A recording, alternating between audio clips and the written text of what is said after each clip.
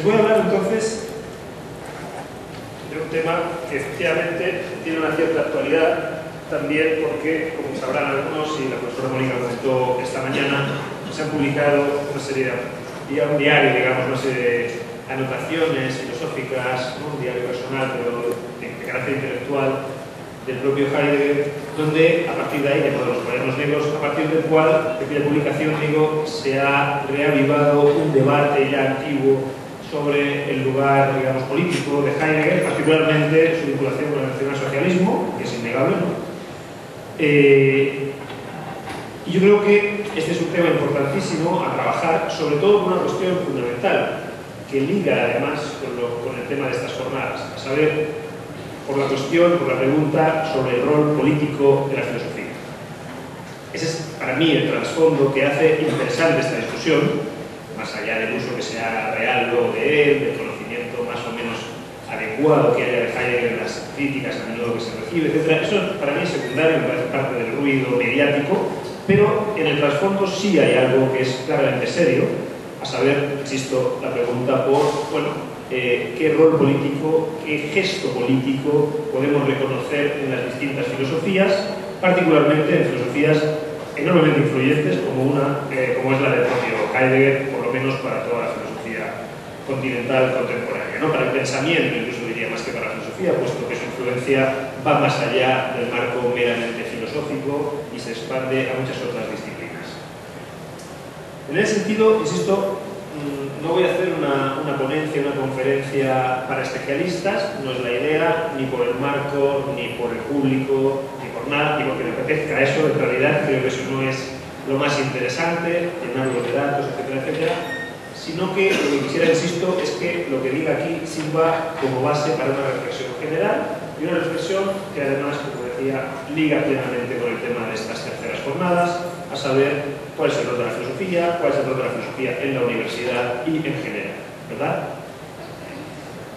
Claro, la manera de trabajar a Heidegger hoy, en cierto sentido, impide que se vean estas cuestiones, porque la manera de trabajar a Heidegger hoy, como la manera de trabajar casi todo, está guiada por el tipo de elementos, consideraciones y criterios de los que hablé el primer día. Si estaban aquí, saben a qué me refiero, y si no, resumidamente, pues a los criterios de la llamada productividad científica. Entonces, se trata, por supuesto, de hacer publicaciones al respecto de Heidegger, donde los aspectos técnicos especializados, ¿no?, que una pequeña élite de estudiosos maneja, son los que se privilegian por encima de cualesquiera otros. A mí me parece que eso es una investigación que puede tener su importancia. A veces, la verdad, que hay cosas que no tienen demasiado interés, pero hay otras que sí pueden ser de valor para conocer más acudadamente el pensamiento de Heidegger, pero que eso, desde luego, no puede ser todo, y desde luego no me parece que sea un trabajo filosófico con los filósofos, sino que parece un trabajo, pues, exegético, erudito, filológico, como lo quieran llamar, pero desde luego no hay algo así, para resumir lo que sería un trabajo filosófico, no hay algo así como verdaderas preguntas detrás del diálogo y el estudio de los filósofos, sino que lo que hay es una especie de asunción de que se trata de un campo temático que ya lo tenemos ahí asegurado, puesto que están los textos. Entonces, si sale una novedad, como ahora estos cuadernos, inmediatamente todos corremos a leerlos para poder seguir publicando, ¿verdad?, sobre esta novedad editorial. Un campo, digo, entonces, de textos, y lo que se trata sería de agarrar el bisturí e ir haciendo, digamos, análisis y estudios al respecto. Insisto que esto tiene un valor, sin duda alguna, y que cuanto más serio se haga mejor, y más se puede lograr por esta vía un conocimiento muy acurado de los autores, con lo cual se puede aprender muchísima filosofía, pero esto, insisto, también me parece a mí que no es un fin en sí mismo. Es decir, eso es un medio para adquirir una visión global, una visión, digamos, analítica, una visión completa del pensamiento de estos autores, y gracias a eso entrar en sus problemas, entrar en sus preguntas, pero finalmente lo que debería lograrse es tomar la distancia justa como para poder decir, bueno, ¿y esto es así o no es así? ¿Y desde dónde está siendo visto esto? ¿Y qué consecuencias tiene esto? Etcétera. Es decir, ejercer, una palabra, pues lo que todo el rato me lo he estado diciendo en estas jornadas, ejercer la crítica, ejercer simplemente el pensamiento, que por esencia es crítico, puesto que consiste en preguntar, esto podría no ser así, esto quizá no sea como me dicen, esto, digamos, se puede ver desde otro lugar, y verlo así tiene ciertas consecuencias y ciertas implicaciones. Digo entonces que el tipo de trabajo que suele hacerse al estudiar la filosofía heideggeriana impide ver esta dimensión, como lo impide ver el tipo de trabajo que se hace en general, ¿no? Es decir, un autor puede estar diciendo directamente y explícitamente la filosofía está relacionada con su praxis, está relacionada con su realidad, pretende ser una especie de discurso que genere elementos de crítica con la realidad propia, y los estudiosos ciegamente lo que hacen un paper donde repiten que el autor dice eso, esto, otro y esto, otro, y que eso tiene tal influencia, o quizá tal otra, o lo demás allá, pero no escucha lo que está diciendo ahí, y es lo único que merece la pena ser escuchado y ser pensado, puesto que eso ya nos implica a todos y no meramente al especialista, ¿verdad? Bueno, como esto hablé el primer día de una manera todavía más detallada, lo estoy haciendo de una manera más, digamos, a buena pluma, no insisto, simplemente decir que a mí me parece, como decía antes, fundamental que una vez se tiene una base de estudio serio, de estudio, si quieren, académico, de lo más serio, sobre los autores, una vez, no es que sean fases, quiero decir, una condición para poder ejercer una buena crítica, sin duda, es un conocimiento cabal, ¿verdad?, de los autores, pero el conocimiento cabal de los autores se hace, a su vez, para poder ejercer con ellos, justamente, un diálogo crítico. Eso es lo que yo he intentado hacer. Yo dediqué una serie de años, que no fueron pocos, por cierto, pues se trata de un autor de cierto peso y de cierta dificultad también, como pasa en general con los filósofos y las filósofas relevantes de la tradición. Dediqué varios años, entre ellos también mi tesis doctoral, etcétera, etcétera, a estudiar, analizar, incluso traducir a Heidegger, ¿verdad?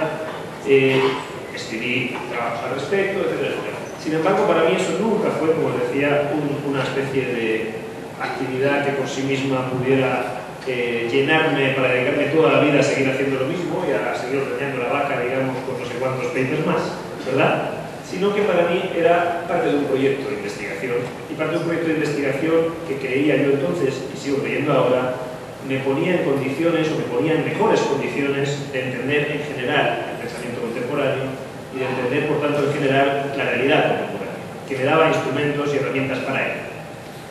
Por eso, después de una serie de años de estudio académico, analítico, del más trabajo de hormiga, si quieren decirlo así, lo que empecé a hacer, y lo que llevo ya un tiempo haciendo, es más bien ver los presupuestos y confrontarme críticamente con los presupuestos de la filosofía heideggeriana.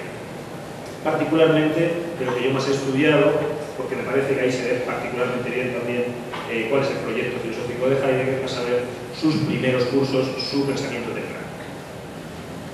Al hacer esto, bueno, lo hice en varias direcciones. No les aburro con eso. Hoy lo que voy a hacer es intentar hacer eso mismo, pero en términos políticos, justamente. Es decir, ya conozco el pensamiento de Heidegger, sé cuáles son sus gestos fundamentales, sé cuáles son sus intuiciones fundamentales, sé de dónde parte, sé de alguna manera qué es lo que está proponiendo. Preguntémonos ahora, y eso en términos políticos, ¿qué implica? ¿Sí? ¿Qué gesto político está implicado ahí? Y eso es lo que a mí más me importa en este momento. Mostrar que en las filosofías hay gestos políticos implicados y justamente explicitarlos. Esto, desde luego, puede ser una contribución al debate sobre Heidegger, el nacionalsocialismo o lo que sea, pero como ven, creo yo que es una contribución ya mucho más fundamentada y está en la línea, ni más ni menos, que lo que hicieron ya en su día autores como Lukács, como Adorno, como Marcuse, ¿verdad?, en menor medida, o por otro lado, pues de Levinas o de... No es que me ponga a la altura de ellos, digo que el gesto es más bien ese, hacer una confrontación de si la filosofía de Heidegger efectivamente tiene gestos políticos problemáticos, pero desde una asunción justamente de los presupuestos de la filosofía heideggeriana y por ende a partir de una comprensión de esta filosofía. Esto no se da, insisto, a menudo en los más famosos críticos de Heidegger como supuesto nazi. Los señores simplemente no han entendido nada, ese es el problema de base. O sea, el problema de base es que hay una falta de nivel acerca de lo que es la filosofía de Heidegger. Y sin embargo, eso no, es decir, a lo mejor aciertan a pesar suyo, es decir, a pesar suyo probablemente tienen razón, es decir, probablemente haya elementos que se puedan mostrar y que los estudiosos de Heidegger, mis colegas, aquellos por los que yo me rodeo, por lo general no quieren ver, ¿no? No quieren ver, supongo, porque, no sé, en decir, se dedican a esto y uno parece asumir en filosofía que si te dedicas a un autor tienes la tarea de ser su abogado o defensor, ¿no? Y la verdad es que yo creo que se defienden bien solitos porque otras cosas nos dan bastante vueltas filosóficamente, ¿no? Así que yo no soy abogado defensor de Heidegger ni de nadie, puesto para mí se trata absolutamente de otra cosa en la filosofía. Partiré entonces, una vez dicho esto, que parece más importante lo que voy a decir, pero bueno, mostrando entonces tres momentos de la filosofía heideggeriana, tres momentos que son absolutamente representativos de su pensamiento y por lo tanto que en algún sentido abarcan el pensamiento de Heidegger, yo diría, en su totalidad, e intentando identificar entonces en los tres momentos justamente el gesto político que parece estar implicado. El primer momento es el principio de Heidegger, es decir, ni siquiera es lo que yo he llamado el joven Heidegger, que eso se le suele llamar a la etapa que va más bien de los años 19 al 23, 25, sino todavía antes, es decir, los primerísimos escritos de Heidegger a partir del año 1910, y en concreto aquí me voy a centrar, aunque voy a mencionar algo más, en la primera manifestación pública en términos de conferencia de su pensamiento, que es ni más ni menos que la conferencia de habilitación, así llamada, a saber, la conferencia que Heidegger dicta el 27 de julio de 1915 en la Universidad de Friburgo, como parte del proceso por el cual un candidato llega a ser profesor universitario. En Alemania no basta con hacer una tesis doctoral, hay que hacer después una tesis de habilitación y después hay que hacer una especie de lección inaugural. Esto sería algo así como la lección inaugural, ¿verdad? Donde si se aprueba esa, entonces se le concede al candidato la venia legendi, es decir, el permiso para enseñar, y pasa a ser profesor. Heidegger, la conferencia que dio en ese contexto, digamos, esa circunstancia, se titula El concepto de tiempo en la ciencia histórica.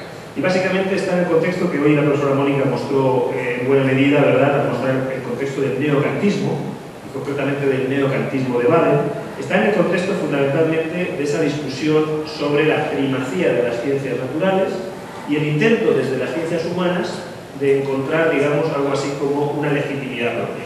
Es decir, sí, el modelo de conocimiento de las ciencias naturales funciona para ciertos ámbitos, justamente para la naturaleza, pero no podemos asimilar y simplemente copiar ese modelo cuando se trata de estudiar algo que tenga que ver con el hombre, ¿verdad? Las llamadas en alemán ciencias del espíritu, o como entre nosotros humanidades, ¿verdad?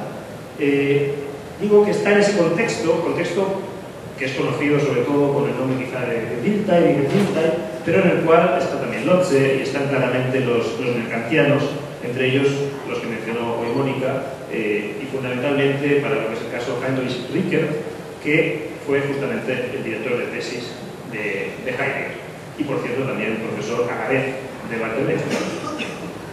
Eran compañeros de estudio, a pesar de que parece que no se hacía mucho caso de una otra, ¿no? No sé, la conferencia se publicó un año más tarde y lo que quería simplemente compartir al respecto de eso es que, por tanto, hay algo así como un contexto de, digamos así, pugna entre modelos de conocimiento y un intento de las ciencias humanas de no ser dejadas de lado, al revés, de que se reconozca su importancia, de que se reconozca su autonomía también, de que se reconozca, digamos, su no dependencia de este otro modelo de conocimiento. Esto es, la verdad, es un debate que todavía es actual en cierto sentido, como podrán ver, mejor dicho, la pelea se ha perdido, ¿no?, simplemente. Pero, en cualquier caso, lo interesante es la interpretación que hace Heidegger de esto. La interpretación que hace Heidegger parte por decir que, bueno, les explico un momento el título. El título es el concepto de tiempo en la ciencia histórica, justamente en este contexto de decir el concepto de tiempo funciona de una manera en las ciencias naturales y justamente tiene la función de medir, pero en las ciencias históricas, en la historia, tiempo evidentemente significa otra cosa, ¿verdad? Y por lo tanto, hacer diferenciaciones conceptuales, esto el propio Ricker justamente tiene, su libro más importante se llama Los límites de la formación de concepto en las ciencias naturales, ¿verdad? Es decir, no todos los conceptos funcionan como funcionan en las ciencias naturales. Por de pronto el concepto de tiempo, insisto, y eso es lo que Heidegger intenta mostrar, tiene una función absolutamente distinta, porque las ciencias que están ahí en juego también son absolutamente distintas, y sus métodos, sus pretensiones, etc. Digo entonces que en este contexto Heidegger dice o constata algo así como un impulso metafísico, un nuevo impulso metafísico en la filosofía, lo constata valorativamente, positivamente, ¿verdad? Y dice, él interpreta ese impulso metafísico como una expresión, y esto es literal, de la voluntad de poder de la filosofía. Es decir, la pretensión que tiene la filosofía de dirigir la cultura, es decir, de ser lo dominante en la cultura y no meramente una comparsa, digamos, del modelo científico-natural, del positivismo, etc. ¿Verdad? Había una pugna que Heidegger está interpretando en términos políticos.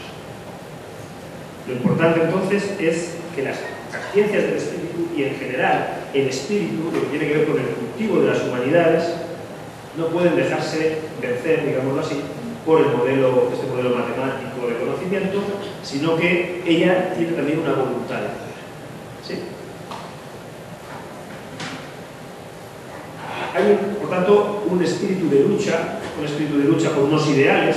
Se entiende que estamos en un momento donde el espíritu, esto es un término de Heidegger, es un término problemático, no es un término que Heidegger, un término de la tradición alemana muy fuerte por lo demás, que Heidegger está usando aquí, que el espíritu en algún sentido está amenazado, y la amenaza en este caso es justamente este modelo científico-tecnológico, digámoslo así, ¿vale? Hay que señalar que esto liga bastante con las primerísimas publicaciones de Heidegger, que son siempre en revistas católicas. Heidegger procede de un medio católico, de hecho pudo estudiar gracias a becas a instituciones católicas, donde ahí el peligro, la amenaza, la constituye algo así como la sociedad liberal, las ciudades, ¿verdad? Es un catolicismo como rural, provinciano, ¿verdad? Que suele ser conservador, evidentemente, y ahí hay una especie como de varias publicaciones donde, según Heidegger, se estaría perdiendo algo auténtico en el hombre, en esta nueva vida de las ciudades, donde todo es anónimo, donde es justamente pues, la velocidad, el dinero, etcétera, etcétera, las que marcan las pautas de vida. Digo esto entonces para señalar que en el jovencísimo Heidegger, cuando escribe estos textos en revistas católicas, e incluso en su tesis de habilitación, hay una marcada y explícita, digamos, una marcada y explícita tarea política para la filosofía. La filosofía responde de alguna manera a una amenaza que se encuentra en la sociedad y en la cultura actuales, ¿verdad? Hay algo que podría perderse y que sería fundamental que no se perdiera, dicho muy sencillamente. Y la filosofía cumple un rol en el trabajo, digamos, activo, porque eso no se pierda. Hasta aquí este primer momento. Ya no lo voy a referir entre sí, ¿verdad? El segundo momento son esos cursos a los que me he referido antes, esos primeros cursos de Friburgo, que eran entre el año 1919 y 1923, que es a lo que yo mejor conozco de Heidegger en realidad. Y la cuestión, en este caso, aquí vemos un desplazamiento. Yo lo que quiero mostrar después, mostraré que ese desplazamiento en realidad es solo aparente. Pero hay un desplazamiento, puesto que Heidegger, si en estos primeros escritos de la conferencia de habilitación todavía declara explícitamente esa función política de la filosofía, que dice también literalmente que debe gobernar, Meister, ¿no? Debe ser la que domine de alguna manera la cultura. Cuando empiezan estos cursos, como digo, el primero es del año 19, en realidad es un curso que se hace para los estudiantes que habían participado en la Primera Guerra Mundial, como saben, termina en el año 18. Y es un curso llamado, que se conoce como Semestre de Emergencia Bélico, porque era más breve, estaba adaptado a los estudiantes que habían estado en la guerra, y entonces, bueno, los alemanes son tan cuadrados que por mucho que haya guerra no se pueden descuadrar los semestres, ¿verdad? Entonces se adaptó justamente para que el calendario no hubiera que cambiar. Pues, no pasa lo mismo aquí, como sabéis, y yo también. En nuestras sociedades lo que se cambiaría es el calendario, los alemanes lo que hacen es simplemente aprender. Bueno, bromas aparte, en ese curso que se inicia, mejor dicho, Heidegger inicia ese curso, imagínense cómo estaba, por poco que sepan de esta época, ¿no? Lo efervescente que era esta época, en textos que hablaban de decadencia de Occidente, de crisis de la cultura, de crisis de valores, justamente ese impulso metafísico también, ¿no? Como la necesidad de recuperar la esencia del hombre, muchos discursos que en algún sentido reaccionan o responden a lo que ha sido el desastre, digamos, lo terrible de la Primera Guerra Mundial, y las preguntas acerca de justamente la racionalidad occidental, del supuesto progreso en el que estábamos metidos, de la idea de ilustración, etcétera, etcétera, ¿verdad? En este contexto surgen respuestas de muy distinto tipo, algunas progresistas, otras más bien todo lo contrario, ¿verdad? Conservadoras, etcétera, etcétera. A mí lo que me interesa es ver qué hace Heidegger en ese contexto. Entonces, recibe a los estudiantes que acaban de venir de la Primera Guerra Mundial. Hay muchas voces que están clamando porque la universidad se tiene que reformar. La universidad no puede seguir siendo lo que era después de una catástrofe humanitaria mundial de la magnitud de esta Primera Gran Guerra. Y entre ellos, por cierto, el mismo Benjamin, ya que lo tenemos aquí por donde sacarlo, ¿no? Benjamin participó muchísimo en los movimientos de juventud estudiantiles, perdón, movimientos de juventud estudiantil, justamente que clamaban por una transformación que partía también de una transformación de la universidad. Heidegger empieza ese primer curso con un preámbulo, digamos, sobre ciencia y reforma universitaria. Es decir, se hace cargo de la coyuntura, de alguna manera. Lo que me interesa es ver cómo se hace cargo de la coyuntura. Y si antes, en esta conferencia de habilitación de la que hemos hablado al principio y en los otros textos, hablaba claramente de que la filosofía tiene una voluntad de poder, de que pretende gobernar, de que tiene un rol activo político, por lo tanto, sea el que sea, puede ser en términos conservadores, como lo estaba entendiendo Heidegger en ese momento, pero no importa, tiene un rol activo, aquí el discurso ha cambiado. Aquí lo que Heidegger dice es, no, la filosofía no se mezcla en esas cosas. La filosofía no se mezcla en lo coyuntural, en lo contingente. La filosofía, y por eso dice, ¿reforma universitaria? Sí, de acuerdo, reforma universitaria. ¿Qué sería una reforma universitaria? Y según Heidegger, dice, la reforma universitaria tendría que ser una tal donde la universidad, en algún sentido, cumpliera propiamente con aquello para lo cual ha sido creada, con su misión, con su sentido, como quieran decirlo. La universidad es el lugar del conocimiento, por lo tanto, de lo que se trata es de una reforma, ante todo, de la ciencia, de lo que sea el conocimiento.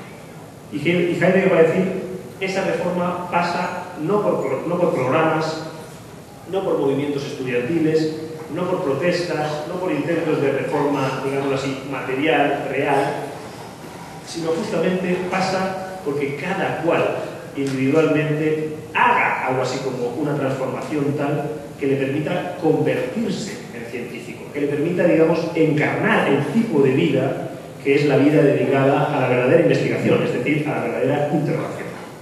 La vida dedicada, por tanto, a el planteamiento de problemas radicales, de cuestionamientos que no dan nada por supuesto, etc. Es decir, en última instancia, la vida dedicada a la filosofía.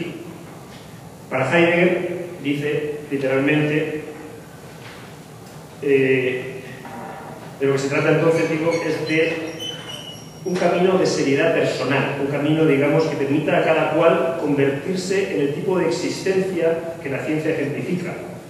La existencia en la interrogación, la existencia, digamos, en la inquietud, ¿verdad? Esto va ligado a una idea que tiene Heidegger en estos años de lo que somos nosotros mismos. Somos algo, somos, digamos, seres que tenemos que hacernos cargo de nuestro propio estar siendo, que tenemos que hacernos cargo de nosotros mismos.